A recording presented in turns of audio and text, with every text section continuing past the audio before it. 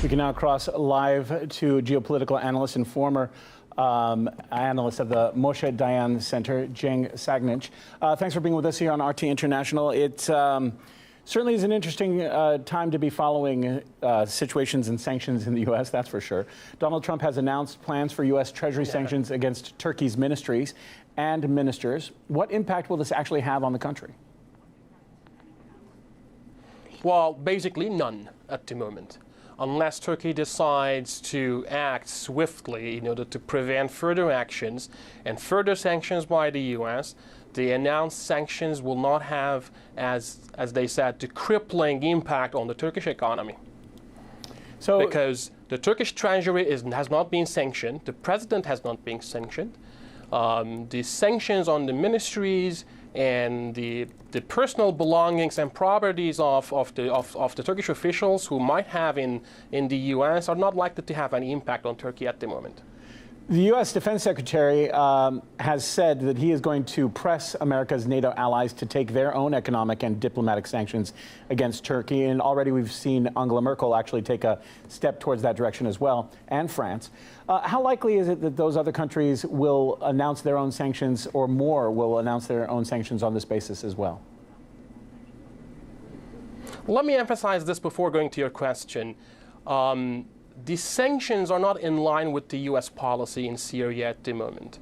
The U.S. is withdrawing troops from Syria, abandoning the Kurds to their fate in northeastern Syria with the Turkish invasion ongoing. These sanctions are not in line with this. It means that the sanctions are likely to be a concealed action for the purchase of S-400 missiles from Russia, rather than the Turkish invasion against the Kurdish groups in Syria. That's why I believe NATO allies and the EU might join the US in sanctioning Turkey because of the Turkish rapprochement with Russia and not because of its actions in northeastern Syria. So on many levels, you can't put the toothpaste back into the tube, to borrow a cliche there, but to what extent do other NATO members make policy decisions under pressure from the United States? I mean, the damage on the front there between Turkey and Syria is already done. Is NATO likely, or the NATO states likely, going to follow suit at all? Well, the NATO has no role in Syria, so it doesn't really make any legal sense that the NATO is taking actions against Turkey. But definitely the NATO members should be expected to join the US in the sanctioning camp. But I suppose the sanctions are not related to what has been happening in northeastern Syria with regards to the Turkish invasion in the past week, but it's more about to a more common and general perspective regarding the disputes between the U.S.-led camp and Turkey regarding the purchase of the S-400 missiles and other policy disputes rather than northeastern Syria. So I believe even though the NATO members should be expected to be able to make their own decisions, they're likely to join the U.S. camp and announce their own sanctions.